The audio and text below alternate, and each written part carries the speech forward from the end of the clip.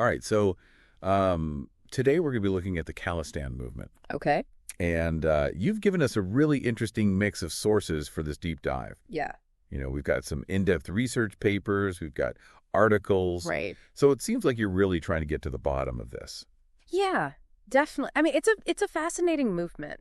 And I think to understand it, you need to look at not just what happened, Right. but the why behind it.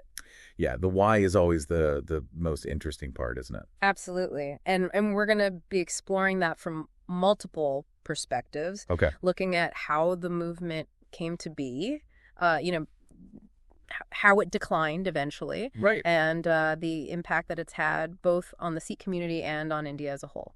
Yeah, because that's something that I think is important to remember is that this wasn't just some isolated event. Oh, absolutely. It really did have a ripple effect. Huge ripple effect, yeah. And then, of course, we can't talk about the Khalistan movement without also talking about Sikh identity. Right. Yeah, that's a key part of this whole story. Yeah, and that seems to be a pretty complex debate in and of itself. Very complex, lots of different perspectives. Yeah, well, one of the things that really jumped out at me from the articles you sent was this idea that Punjab, before the Khalistan movement, was considered like a success story, which is not something you typically associate with the separatist movement, right? No, not really. It's a bit of a puzzle when you think about it that way. Yeah, like what would drive people to want a separate state Right. when things are seemingly going so well? Exactly. So I think to really understand the rise of the Khalistan movement, we need to first go back and look at the socioeconomic situation in Punjab before the 1980s. Okay, so let's rewind the clock a bit. Yeah. What made Punjab such a success story back then?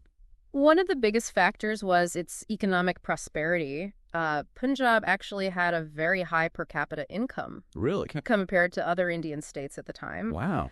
And that was largely due to its role in the Green Revolution. Oh, right. Yeah, they were really at the forefront of that, weren't they? Yeah, Punjab was a major agricultural producer, and that really led to a surge in agricultural production across India. So they were essentially feeding a large part of India. Exactly. In 1980-81, Punjab contributed a whopping 73% of the central pool of wheat. Wow. And 45% of rice. That's huge. That's massive. So you can see how crucial Punjab was to India's food security. Yeah, absolutely. And I'm assuming with such a strong economy, poverty wasn't a major issue in Punjab either. You're right. Punjab had one of the lowest poverty rates in the country. It was really seen as a model of development, a state that others aspired to be like. So we have this picture of Punjab as this prosperous region, vital to India's food security, low poverty rates. Yeah. And yet this is where the Khalistan movement emerges. It is. It's a strange contrast, right? The head scratcher, for sure. Oh, So what sparked this separatist movement then? Well, there were a few early theories floating around. Some pointed to anxieties about modernization, the breakdown of traditional village communities as things started to change. Right, people feeling like they were losing their way of life. Exactly. But one argument that really stood out to me was Shinder Purewal's class-based analysis. Okay, so you're saying economics might have played a bigger role than we initially thought? Potentially, yeah. Purewal argued that the Khalistan movement was actually driven by these kulak capitalist farmers. Kulak capitalist farmers? Yeah, essentially wealthy farmers who he believed were using Sikh identity to further their own economic interests. So almost like they saw an opportunity to gain power. Well, that's what Purewal suggests. Yeah, he argues that it was less about genuine religious or cultural aspirations and more about manipulating those sentiments for economic gain. So a bit cynical then. A bit cynical, Well, yeah. sure. But he makes an interesting point. He draws a distinction between the Sikh reformers of the late 19th century, Okay. who advocated for what he calls a non-Hindu Sikh identity, and the Khalistan movement of the 1980s, which he sees as pushing for a much more confrontational anti-Hindu Sikh identity. Okay, so there's a shift there. A definite shift, yeah. And Purewal sees this as evidence of a deliberate strategy to create divisions. Wow. Potentially for economic benefit. Okay, so he's really painting this picture of a calculated move by these wealthy farmers. That's his interpretation, yeah. Okay, but I imagine not everyone agrees with Purewal's take on this. You're right. There are other perspectives out there. For instance, researchers like Jeffrey and Puri et al., they challenged Purewal's thesis. They found that many of the militants were not wealthy farmers at all. Really? But actually came from more marginalized backgrounds. Huh. So, like, the opposite of what Purewal's arguing. Exactly. And they found that a lot of these militants were young people. So maybe it wasn't so much about the haves exploiting the situation. Right. But rather the have-nots feeling left behind, even in a relatively prosperous region like Punjab. Yeah, that makes sense. I mean, even in a place where things are generally good, there are always going to be people who are struggling. Well, absolutely. And their research also revealed another really interesting detail. Okay, what's that? They found that a lot of these young people were joining the movement not necessarily out of any strong ideological conviction. Oh, really? But out of fun or for personal gain. Out of fun? Yeah, can you believe that it really challenges that typical image we have of separatist movements being driven by ideology? Yeah. You think of people who are really deeply committed to the cause. Exactly. But it seems like in this case, there were a lot of complex individual motivations at play. Yeah, it was probably a mix of things, right? Some people driven by ideology, others by economics, others maybe just looking for belonging. Absolutely. It's never a simple black and white situation. Okay, so we're starting to see a more nuanced picture of the Khalistan movement emerge here. Right. It's multifaceted. But there's one figure who I think we can't ignore when we talk about this movement, and that's Saint Bindranwal. Yeah, he's a key player for sure. I mean, he's often portrayed as the face of the movement. How does he fit into all of this? Well, Bindranwal was a very charismatic leader. And he really projected this image of a savior, particularly among Sikh youth. Okay. He was able to give voice to their frustrations, their anxieties. Right. So even if ideology wasn't the driving force for everyone, he was able to kind of tap into those feelings. Exactly. He channeled those grievances into a movement. Yeah, he became a symbol. A powerful symbol of resistance. Right. And that's something that I think is important to remember about leaders like him, is that they have this ability to unify people around a cause. Absolutely. Whether it's through shared beliefs or shared grievances or both. Yeah, and Bindranwal was very effective at doing that. So we have this complex mix of factors then contributing to the rise of the Khalistan movement. Yeah. You've got the economic factors, you've got this question of identity, you've got the role of charismatic leaders. It's like all these pieces coming together to create this perfect storm. It's a fascinating puzzle to try and put together. Yeah, well, maybe we can start to unpack it a bit more after the break. Sounds good. So it sounds like, there was a lot going on beneath the surface in Punjab, even with all that economic success. Definitely it was a complex situation. Yeah, but we know that the Khalistan movement eventually declined. What were some of the factors that led to its downfall? Well, police brutality was a big one that really fueled a cycle of violence, Right. And that alienated a lot of people within the Sikh community. So it kind of backfired. Yeah, as the militants' tactics became more extreme, more Sikhs started to question, the movement's goals. Right, they were maybe losing support. Exactly. There was growing disillusionment. And on top of that, the violence led to another significant change.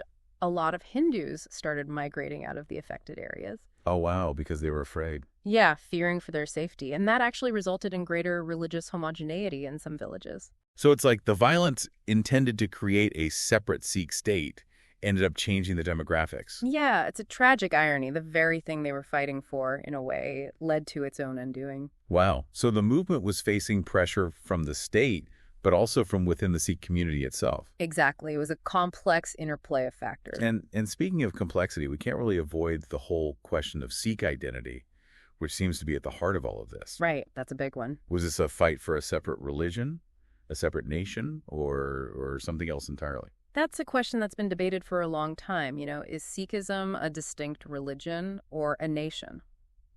Or both. Or both, or something in between. It's a debate with deep historical roots. So this isn't just a modern dilemma. No, not at all. And one scholar who really shook things up with his research on this was Harjot Oberoi. Okay, I've had that name before. What was so controversial about his work? Well, Oberoi argued that the whole concept of religion as this separate, clearly defined category is actually a relatively recent development. Oh, so he's saying those boundaries between religions are more fluid than we think. Exactly. And he believed that these boundaries were more historically contingent than people assumed. Okay, so not as fixed and unchanging as we might believe. Right. And this really challenged long-held beliefs about Sikhism. Its historical continuity and distinctiveness. I can see why that would be controversial. Yeah, this instrumentalist view, as it's called, suggests that religious identity can be used and adapted to suit various purposes. So even political ones. Exactly.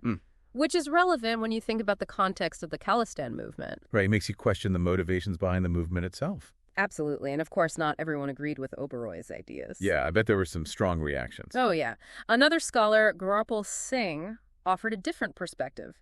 He saw Sikh ethnicity in competition with other ethnicities within India. Okay, so challenging this idea of a harmonious multicultural society. Yeah, he went so far as to call India an ethnic democracy. Ethnic democracy, what does that mean? Well, he argues that in an ethnic democracy, one ethnic group, in this case Hindus, holds a dominant position. Okay, so he's saying the idea of a secular multinational India isn't entirely accurate. That's his view. Yeah, he sees these ethnic tensions as more fundamental to the nature of Indian society. So he's viewing the Khalistan movement through a different lens then. Exactly. He sees it as a manifestation of these deeper ethnic tensions. Okay, so we have two very different interpretations then. One focused on the fluidity of religious boundaries, the other on these inherent ethnic tensions. Right, and both offer valuable insights into the complexity of the situation. Yeah, it highlights how important it is to consider different perspectives. Absolutely. And speaking of perspectives, we also have to consider the role of the Sikh diaspora. Oh, absolutely. Which seems to have played a significant part in the Khalistan movement as well. The rise of the Khalistan movement coincided with a period of growth in the Punjabi diaspora, particularly in places like North America. So being away from Punjab didn't weaken their connection to Sikh identity. It actually seems like it might have strengthened it. That's right. There's this fascinating research by Bruce Lebrack who studied the Punjabi community in California. Okay, and what did he find?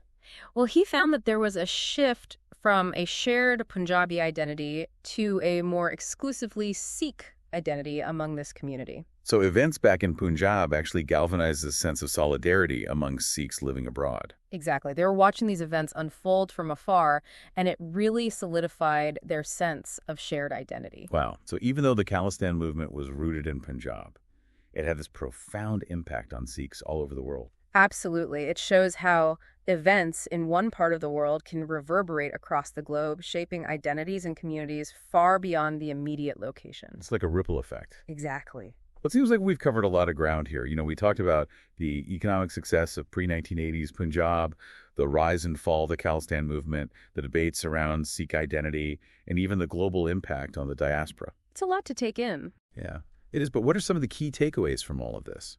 What should we be thinking about moving forward? Well, I think the main takeaway is that even though the Khalistan movement as a political force has declined, right, the questions it raised about identity, religion, politics, the nature of Indian society, those questions are still very relevant today. Especially now as Punjab is facing new economic challenges in the post-liberalization era. Absolutely. And those economic anxieties could potentially lead to a resurgence of identity politics in the region. Yeah, if people are struggling, they might turn to identity-based movements for a sense of solidarity and purpose. Exactly. It's a pattern we see throughout history. Like the story of the Khalistan movement isn't really over. It's just the prologue to a new chapter.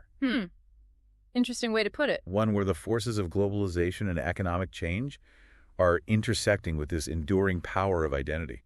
I like that. And that brings us to what I think is the most intriguing question of all. How will globalization itself shape the future of Sikh identity? Yeah, that's a big one.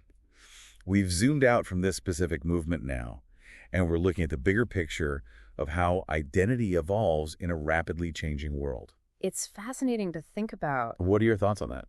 Well, globalization can be a double-edged sword. It can both strengthen and fragment identities. How so? On the one hand, it allows Sikhs worldwide to connect more easily, reinforcing that sense of community. Right. But on the other hand, it also exposes individuals to a much wider range of influences and ideologies.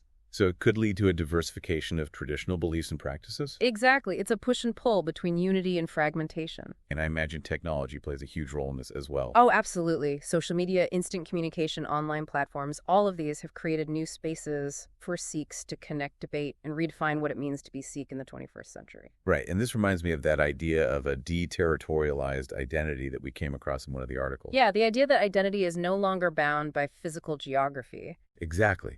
But what does that mean for the idea of a homeland of Punjab as the heart of Sikhism? That's a question that Sikhs both in Punjab and in the diaspora are grappling with today. Can a globalized identity still retain its connection to a specific place? Or will it evolve into something entirely new, something that transcends those traditional boundaries? It's a fascinating process to observe and to be a part of. Absolutely. Yeah. Well, I feel like we've only just scratched the surface of this topic, but in the best way possible. It's made me realize how much more there is to learn about this community, its history, its evolving identity. That's the beauty of these deep dives. We start with a set of sources, a collection of perspectives, and through conversation, we uncover new layers of meaning, new questions to explore. Well, for anyone listening, if this deep dive has sparked your curiosity, I encourage you to keep exploring, to delve deeper into the sources we've discussed. Seek out different perspectives and consider how these issues resonate with you and your own understanding of the world. And if you come across any fascinating new insights or sources, don't hesitate to share them with us. We're always eager to learn more. Who knows, maybe this deep dive will inspire you to embark on your own explorations. Until next time, keep those sources coming and happy exploring. Yeah. So it's like we've zoomed out now. We started with this one specific movement. Right. But now we're talking about like the future of Sikh identity and a globalized world. Yeah, it's a big question. It is a big question. And for you listening, yeah, it raises, I think, a really interesting question to think about. Mm-hmm. If Sikh identity is becoming more globalized, yeah, what could that mean for the future of Punjab itself? It's a great question. It could lead to new forms of engagement, new ways for the diaspora to connect with and contribute to their ancestral homeland. Mm-hmm. We're already seeing this in some ways, like with diaspora communities supporting educational initiatives, economic development projects, even cultural exchanges in Punjab. So globalization could potentially strengthen those ties between the diaspora and Punjab. It could, yeah, even as it's reshaping Sikh identity. Right, but I imagine there are also potential downsides to that. Oh, of course.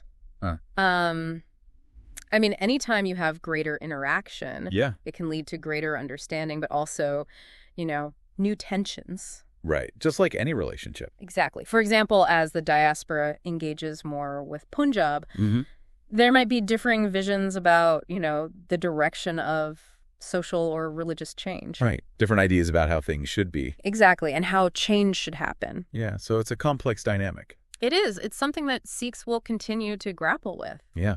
And there's no easy answers. No, not at all. But it's a fascinating process to observe and to be a part of. Well, I feel like we've only just scratched the surface of this topic, but in the best way possible. I agree.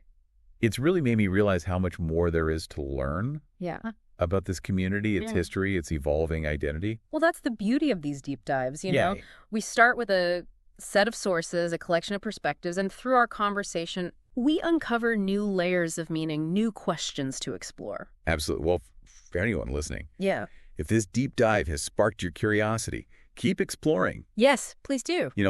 Delve deeper into the sources we've discussed, seek out different perspectives, and really think about how these issues resonate with you and your own understanding of the world. And if you come across any new insights, any interesting sources, please share them with us. We're always learning. Always. We love to hear from you. So until next time, keep those sources coming. Yes. And happy exploring here.